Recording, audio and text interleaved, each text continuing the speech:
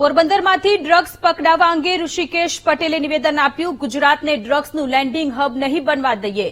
ઋષિકેશ પટેલે નિવેદન આપ્યું છે અને આ સાથે કહ્યું છે કે આ જાગૃત ગુજરાત છે, ઉડતા પંજાબ નથી. દરિયા કિનારાથી ડ્રગ્સ ન આવે તે માટે પોલીસ કામગીરી કરી રહી છે.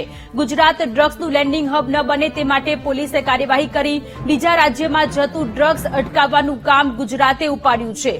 ડ્રગ્સનું લેન્ડિંગ હબ ન બને તે માટે ગૃહ વિભાગ સતત પ્રયત્નશીલ હોવાની વાત તેમણે કરી. જે ડ્રગ્સ પકડાયું છે ગુજરાતમાં લેન્ડિંગ હબ ના બને એના માટે ગુજરાત પોલીસ અને આપણું જે ઇન્ટેલિજન્સ છે એના પ્રયત્નોના કારણે અહીંયાથી આપણે ડ્રગ્સ પકડ્યું છે. આટલો મોટો દરિયા કિનારો ભારતના વિવિધ રાજ્યોમાંથી પસાર થાય. જો કોઈએ પહેલું ઇનિશિયેટિવ લીધું હોય તો ગુજરાતે લીધું છે.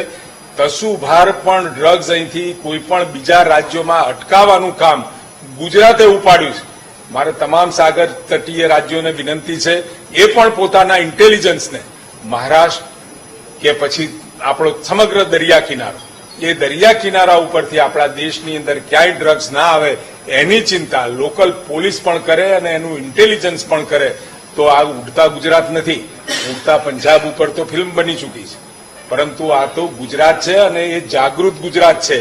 ક્યાંય નાની મોટી મુશ્કેલીઓમાંથી પસાર ના થવું પડે એ પહેલા જાગૃત થતું આ ગુજરાત છે અને આપણે ખૂબ સારી રીતે આને લેન્ડિંગ હબ બનતું અટકાવવા માટેની ગૃહ વિભાગની આદરણીય હર્ષભાઈની પૂરતી કોશિશ